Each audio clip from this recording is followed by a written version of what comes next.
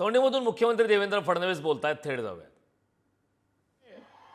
स्मारक तयार करण्याकरता ज्यांनी खरे कष्ट घेतले ते आदरणीय अण्णासाहेब डांगे, शिवाजीरावजी कर्डिले, मोनिकाताई राजळे, सुरेशजी धस, काशीनाथजी दाते, बबनरावजी पाचपुते, बाबासाहेब देशमुख, चित्राताई वाघ, नारायण पाटील, त्याचप्रमाणे प्राध्यापक लक्ष्मण हाके, श्री अमोल खताळ, स्नेहलताताई कोल्हे, भीमरावजी धोंडे, सुजयजी विखे, विठ्ठलरावजी लंगे, रमेश शांता शेणगे, नवनाथजी पडळकर, सुरेशजी भुमरे, किरणजी पाटील, रामरावजी वडकुते, नानाभाऊ कोकरे, भाऊलालजी तांबळे, उषाताई वाजपेयी, वर्षाताई भोसले, उज्ज्वलाताई हाके, स्मिताताई काळे, स्नेहाताई सोनकटे, सुरेंद्र दिलीप भालसिंग या ठिकाणी मंचावर उपस्थित आपले जिल्हाधिकारी पंकज आशिया, श्री विजय चौधरी, श्री आनंद भंडारी, श्री सोमनाथ घारगे, मंचावरील सर्व मान्यवर आणि एवढ्या मोठ्या संख्येनं या ठिकाणी उपस्थित असलेल्या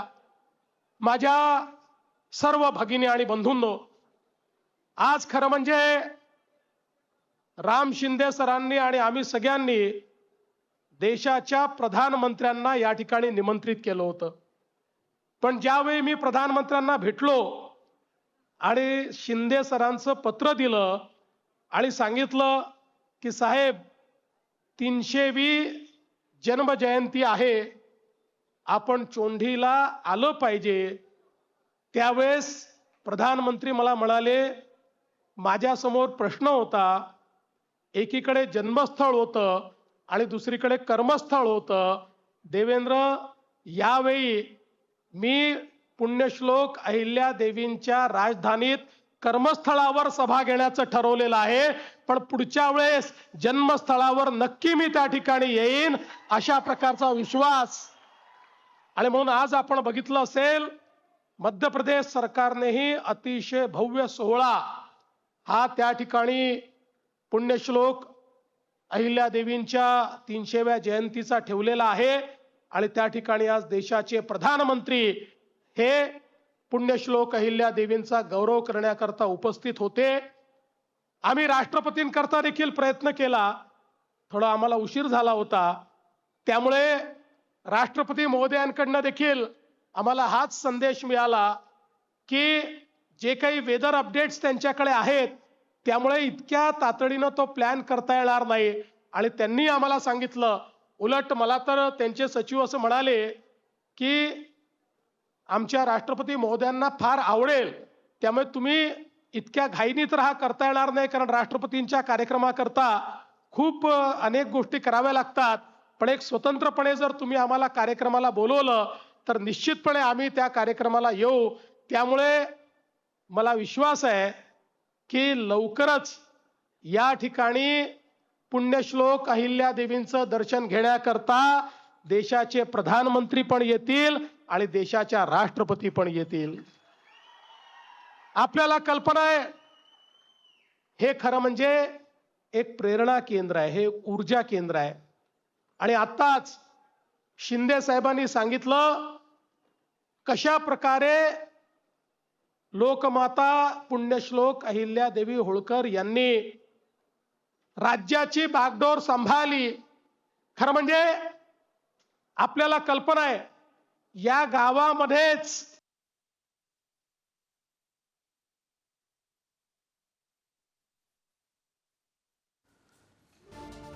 चौंडीत मुख्यमंत्री देवेंद्र फडणवीस हे सध्या बोलत आहेत. या दरम्यान पंतप्रधान नरेंद्र मोदी यांना आजच्या कार्यक्रमाचं निमंत्रण दिलं होतं, त्याचा उल्लेख सुद्धा आता फडणवीस यांनी केलेला आहे.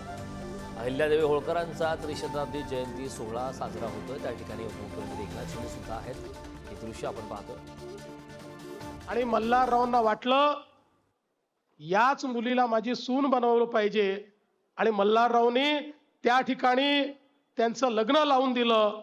आपण विचार करा, त्यावेळी त्या काळाच्या परंपरेप्रमाणे 7-8 वर्षाच्या केवळ अहिल्यादेवी होत्या, पण त्यानंतर लग्नानंतर हळूहळू सर्व राजकारभारातलं जे जे काही शिकावं लागतं ते शिकण्याचं काम हे त्यांनी केलं. सुरुवातीला सासूबाईंकडनं, सासऱ्यांकडनं त्या ठिकाणी खऱ्या अर्थानं प्रत्येक गोष्ट त्यांनी त्या ठिकाणी शिकून घेतली. किती संकट आली बघा. मगाशी सांगितलं की पतीच्या निधनानंतर आदरणीय मल्हारराव होळकरांनी त्यांना सांगितलं की तुला प्रजेची काळजी घ्यावी लागेल, पण संकट किती यावीत, सासरे सासू पती मुलगा मुलगी जावई असे एका पाठोपाठ एक सोडून गेले. पण अहिल्या माता डळमळल्या नाहीत, कारण त्यांना हे माहिती होतं की आता माझा परिवार छोटा राहिलेला नाही, संपूर्ण राज्य हा माझा परिवार आहे, ही जबाबदारी माझ्याकडे आहे. आणि म्हणून त्यांनी ज्या प्रकारचा राज्यकारभार 28 वर्ष चालवला, या देशाच्या इतिहासामध्ये कल्याणकारी राजे जे झाले, एकीकडे छत्रपती शिवाजी महाराजांसोबत जर दुसरं नाव कुठलं घेता येईल तर ते पुण्यश्लोक अहिल्यादेवी होळकरांचंच घ्यावं लागेल. आपण विचार करा, तो काळ असा होता की जगातल्या आक्रांत्यांनी भारताला लुटण्याकरता भारतावर आक्रमण केली. आणि जगातल्या या आक्रांत्यांना माहिती होतं भारताची ताकद ही भारताच्या अध्यात्मात आहे, भारताची ताकद ही भारतीयांच्या भाविकतेत आहे, भारताची ताकद इथल्या मंदिरांमध्ये इथल्या घाटांमध्ये या ठिकाणी त्यांना जी ऊर्जा मिळते त्या सर्व प्रेरणा स्त्रोतांमध्ये आहे. हा भाविक या ठिकाणचा भारतीय नागरिक याच्या भावनेला जर आपण ठेस पोचवली तर आपण भारताला गुलाम करू शकू. आणि म्हणून या सगळ्या आक्रंत्यांनी कुठे काशीचं मंदिर तोड, कुठे अयोध्येचं मंदिर तोड, कुठे कृष्णाची जन्मभूमी तोड, एकापेक्षा एक सगळे आमचे ज्योतिर्लिंग भंग करण्याचं काम आणि आमचं तेज तप भंग करण्याचं काम हे त्या ठिकाणी केलं. आणि अशा परिस्थितीमध्ये पुण्यश्लोक अहिल्या मातांनी ठरवलं, मी केवळ माझ्या राजापुरतं राज्यापुरतं विचार करणार नाही, अखिल हिंदुस्थानाची जबाबदारी देखील माझी आहे. देव देश आणि धर्माकरता जे हिंदवी स्वराज्य छत्रपती शिवाजी महाराजांनी तयार केलं, त्यातल्या देव देश आणि धर्माची आता जबाबदारी माझ्यावर देखील आलेली आहे. आणि म्हणून पुण्यश्लोक अहिल्या देवींनी केदारनाथ पासनं वाराणसी पर्यंत आणि सोमेश्वर पासनं रामेश्वरापर्यंत आपली सगळी मंदिरं त्या ठिकाणी बांधून काढली, घाट बांधून काढले. आणि त्या परकीय आक्रमकांना सांगितलं, अरे तुम्ही किती आक्रमण केलं तरी आमचा देव देश आणि धर्म तुम्ही मिटवू शकणार नाही.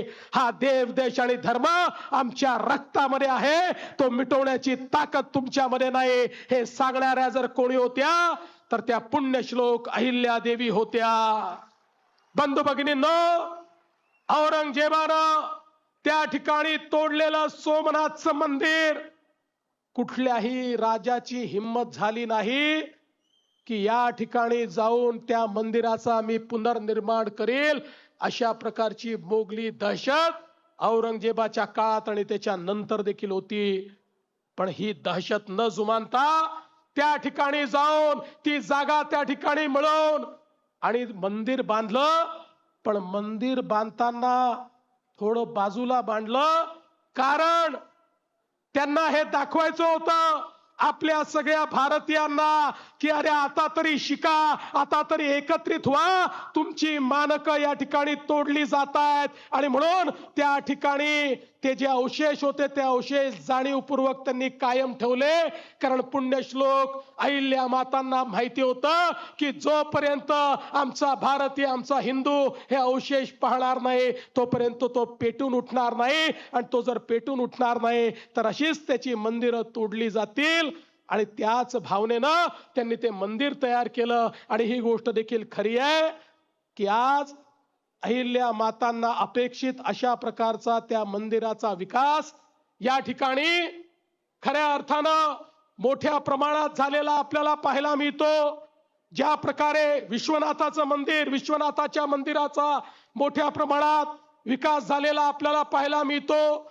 आणि त्या विश्वनाथाच्या मंदिराच्या प्रांगणात गेल्यानंतर आज ज्यावेळी आम्ही अहिल्या मातांचा पुतळा त्या ठिकाणी पाहतो, एकीकडे काशी विश्वनाथ आहेत आणि दुसरीकडे अहिल्या माता आहेत, आमचं सगळ्यांचं ऊर भरून येतं की माझ्या महाराष्ट्राची एक कन्या या कन्येनं आमच्या धर्माला त्या ठिकाणी आमचा महाराष्ट्र धर्म, आमचा हिंदू धर्म हा जागृत ठेवण्याचं काम आणि तो जिवंत ठेवण्याचं काम त्यांनी केलं. अहिल्या मातांचं वाक्य फार सुंदर होतं.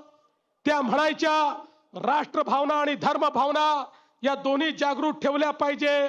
आणि त्या असं म्हणायच्या, स्नान करने से शरीर शुद्ध होता है, ध्यान करने से मन शुद्ध होता है और दान करने से धन शुद्ध होता है. आपल्याला आश्चर्य वाटेल, देशभरामध्ये एवढ्या मोठ्या प्रमाणात दान पुण्य त्यांनी केलं. घाट बांधले, मंदिरं बांधले, बावड्या बांधल्या, तलाव बांधली, पण यातला एकही पैसा पुण्यश्लोक अहिल्या मातांनी त्यांच्या राज्याच्या तिजोरीतनं खर्च केला नाही. त्यांचे जे स्वतःचे पैसे होते त्या पैशातनं त्यांनी हे सगळं बांधकाम केलं. एकही पैसा त्यांनी राज्यातला घेतला नाही. आपण माहेश्वरला जर जाऊन बघितलं, आपल्या लक्षात येईल पुण्यश्लोक का म्हणतो.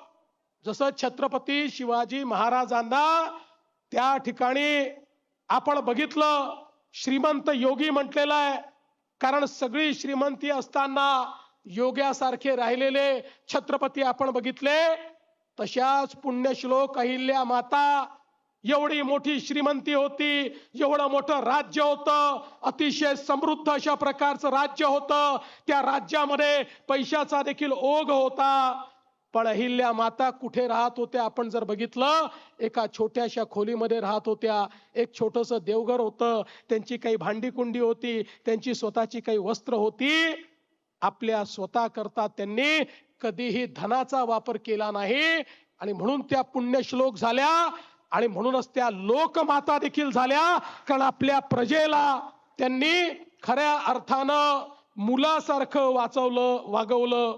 काशीचा मनकर्णिका घाट असेल, विश्वेश्वर असेल, मथुरेत धर्मशाळा असेल, जगन्नाथ मंदिरात पूजेची जागा असेल, गयेतील विष्णू मंदिर असेल, अयोध्येतील राम मंदिर असेल, जेजुरी, पंढरपूर, नाशिक, आपण म्हणाल तिथे अहिल्या मातांनी निर्माण केलेलं वैभव हे आपल्याला या ठिकाणी पाहायला मिळतं.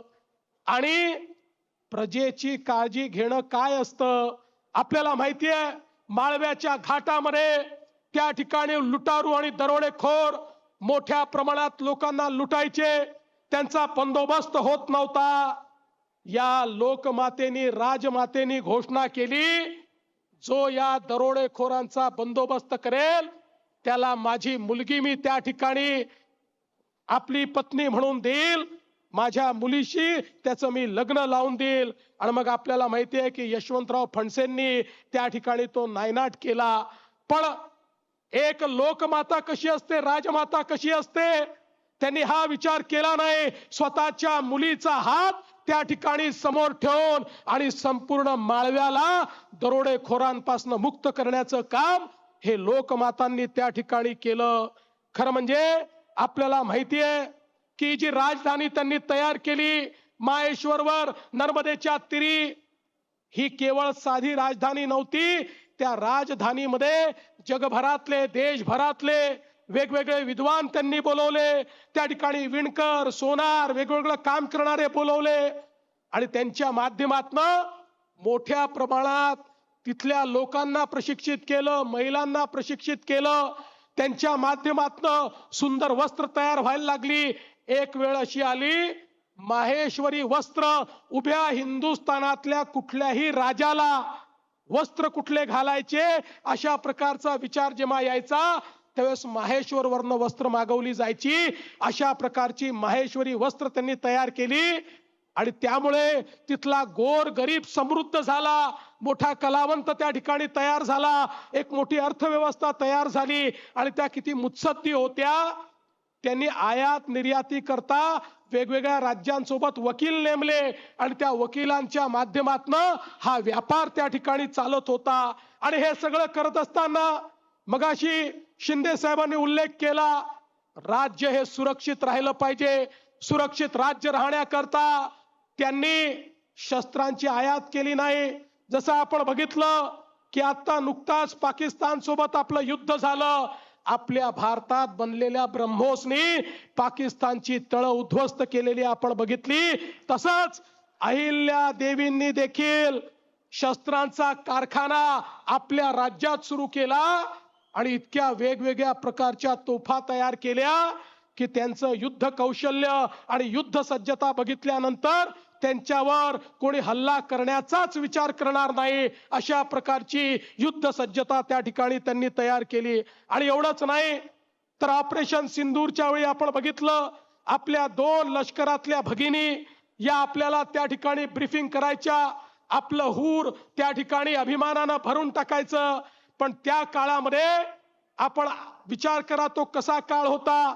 त्या काळामध्ये अहिल्या देवींनी घोषणा केली माझ्याकडे पूर्ण एक तुकडी ही केवळ महिला सैनिकांची असेल आणि महिला सैनिकांना प्रशिक्षण देऊन महिलांची तुकडी तयार करणाऱ्या अहिल्या देवी या पहिल्या राणी होत्या की ज्यांनी अशा प्रकारची तुकडी तयार करून दाखवली. आणि एवढंच नाही तर जी न्याय व्यवस्था त्यांनी उभी केली, कुठलंही राज्य चांगलं केव्हा म्हणता येईल ज्या राज्यामध्ये समता असते, समानता असते, न्यायासमोर सगळे सारखे असतात, न्यायासमोर कोणी मोठा नाही लहान नाही. छत्रपतींनी ही शिकवण दिली होती. अहिल्या मातांनी जी न्याय व्यवस्था उभी केली, आजचे जसे आपले कोर्ट आहेत तशा प्रकारचे निष्पक्ष कोर्ट हे अहिल्या मातांनी उभे केले. अहिल्या मातांच्या कोर्टामध्ये कोणाची जात पंथ धर्म पैसा पाहून त्या ठिकाणी न्याय होत नव्हता, तर कोणाच्या बाजूने न्याय आहे, कोण अन्यायग्रस्त आहे हे पाहून त्या ठिकाणी न्याय होत होता. आपण अनेकांचे ग्रंथ जर वाचले तर अनेक विशेषज्ञांनी लिहिलेलं आहे अहिल्या देवींनी तयार केलेली न्याय पद्धती, अहिल्या देवींनी तयार केलेली कर पद्धती, अहिल्या देवींनी तयार केलेली कृषी पद्धती ही सगळीच आदर्श होती. अशा प्रकारच्या आदर्श आमच्या अहिल्या माता होत्या. आणि सगळ्यात महत्वाचं त्यांच्याकडे एकदा 3-4 गरीब लोक गेले. त्यांनी सांगितलं माता आमच्या मुलींची लग्न आम्हाला करता येत नाही. त्यांनी विचारलं का करता येत नाही. म्हणाले आमच्याकडे पैसे नाही, लग्नालाही पैसे नाही आणि नवऱ्याकडचे लोक एवढा हुंडा मागतात, हुंडा द्यायचा कसा. त्याच दिवशी अहिल्या मातांनी फरमान काढलं हुंडा देणं आणि हुंडा घेणं दोन्ही गुन्हा समजला जाईल. आणि हुंडा बंदी त्या ठिकाणी अहिल्या मातांनी केली आणि सगळ्या मुलींची लग्न लावून दिली. अहिल्या मातांच्या 28 वर्षाच्या राज्यामध्ये कोणाची हिम्मत हुंडा मागायची नव्हती आणि हुंडा देण्याचीही नव्हती. अशा प्रकारे महिलांना ताकद देणाऱ्या, महिलांचं त्या ठिकाणी जीवन समृद्ध करणाऱ्या अहिल्या माता होत्या. अहिल्या मातांच्या दरबारात गेलं 2 गोष्टी लिहून ठेवल्या होत्या. एक गोष्ट होती दरबाराचा वेळ महत्वाचा आहे हे जाणून इथे येणाऱ्यांनी निष्कारण वेळ घेऊ नये. आणि दुसरं लिहिलं होतं माणसाचे चारित्र्य असे असावे की वाहून जाईल ते गंगाजल आणि राहील ते तीर्थ. अशा प्रकारचं माणसाचं चारित्र्य असलं पाहिजे हे त्या ठिकाणी त्यांनी सांगितलं. आणि म्हणूनच आपण 300 वर्षानंतर त्यांची आठवण काढतोय. ही केवळ औपचारिकता नाहीये. 300 वर्षानंतरही त्यांनी केलेला राजकारभार, त्यांनी दिलेला विचार, त्यांनी केलेली कामं ही खऱ्या अर्थानं इतकी प्रेरणादायी आहेत, ती कालजयी आहेत, ती आजही सुसंगत आहेत. आणि आजच्याही राज्यकर्त्यांनी जर कोणाकडनं राज्य कसं करायचं शिकायचं असेल तर एकीकडे छत्रपती शिवराय आहेत आणि दुसरीकडे लोकमाता राजमाता पुण्यश्लोक अहिल्या देवी आहेत. आणि म्हणून त्यांची आठवण काढण्याकरता या 300व्या जन्मजयंतीच्या निमित्ताने आपण एकत्रित आलो आहोत. मला अतिशय आनंद आहे आपण या जिल्ह्याचं नाव तर अहिल्या नगर केलंच, आता चौंडीमध्ये या ठिकाणी एक मोठा आराखडा आपण तयार केलेला आहे. त्याच्या माध्यमातून इथला विकास आपण करणार आहोत.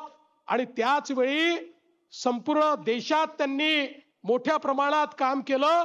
पण महाराष्ट्रातही अनेक घाट बांधले, अनेक विहिरी बांधल्या.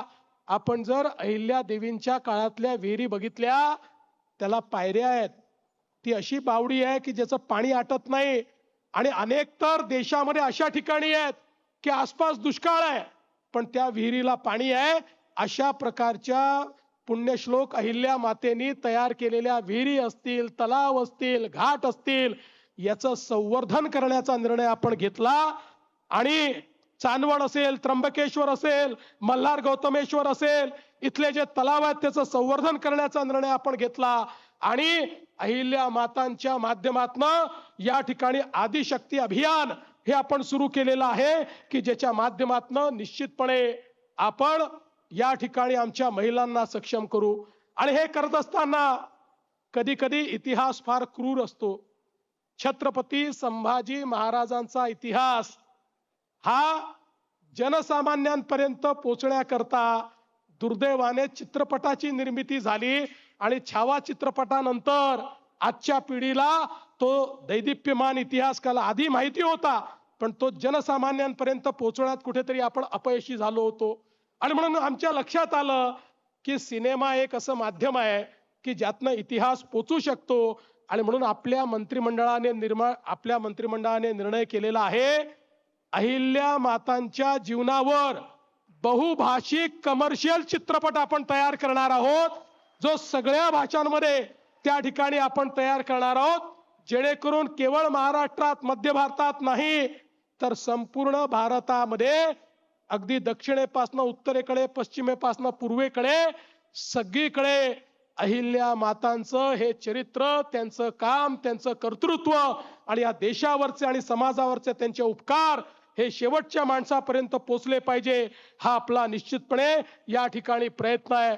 मी आज या निमित्ताने आपल्याला सांगतो की अहिल्या मातांकडनं आपण प्रेरणा घेऊन या ठिकाणी काम करतो आणि अहिल्या मातांनी सगळ्यात मोठं काम जर काही केलं असेल तर त्यांच्या राज्यातले जे वंचित होते, दलित होते, त्यांच्या राज्यातले जे आदिवासी होते, कातकरी होते, या सगळ्यांकरता योजना सुरू केली आणि त्यांना शिक्षण मिळालं पाहिजे, त्यांना त्या ठिकाणी रोजगार मिळाला पाहिजे, अशा प्रकारचा प्रयत्न केला.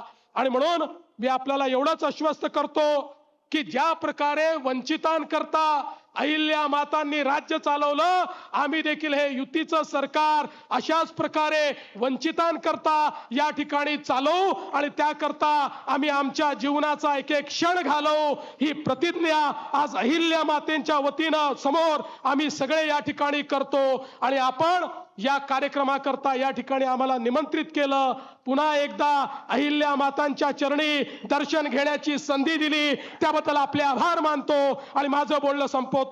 धन्यवाद. जय हिंद, जय महाराष्ट्र. येळकोट येळकोट, येळकोट येळकोट. माननीय मुख्यमंत्र्यांच्या तर चौंडीमधून देवेंद्र फडणवीस हे बोलत होते. या दरम्यान अहिल्या मातेंच्या जीवनावर बहुभाषित कमर्शियल चित्रपट तयार करण्याचा निर्धार यावेळी देवेंद्र फडणवीस यांनी केलेला आहे. तर चौंडीमधून मुख्यमंत्री देवेंद्र फडणवीस यांनी संवाद साधला. लवकरच देशाचे पंतप्रधान आणि राष्ट्रपती सुद्धा चौंडीमध्ये येतील. तर मध्य प्रदेश सरकारकडून भव्य जयंती सोहळ्याचं आयोजन सुद्धा करण्यात आलं. त्या संदर्भात सुद्धा फडणवीस यांनी माहिती दिली. यावेळी अहिल्यादेवी होळकर यांच्या कामाचा पुन्हा एकदा उल्लेख देवेंद्र फडणवीस यांनी केला. तर संपूर्ण माहिती, संपूर्ण कारकिर्दी ही सामान्य जनतेपर्यंत पोहोचावं यासाठी ज्या प्रकारे छावा चित्रपटाची निर्मिती झाली त्या माध्यमातून सर्वांपर्यंत संभाजी महाराज पोहोचले, अगदी त्याच पद्धतीनं अहिल्याबाई होळकर यांच्या जीवनावर आधारित चित्रपट काढणार अशा प्रकारचा निर्धार आता देवेंद्र फडणवीस यांनी केला.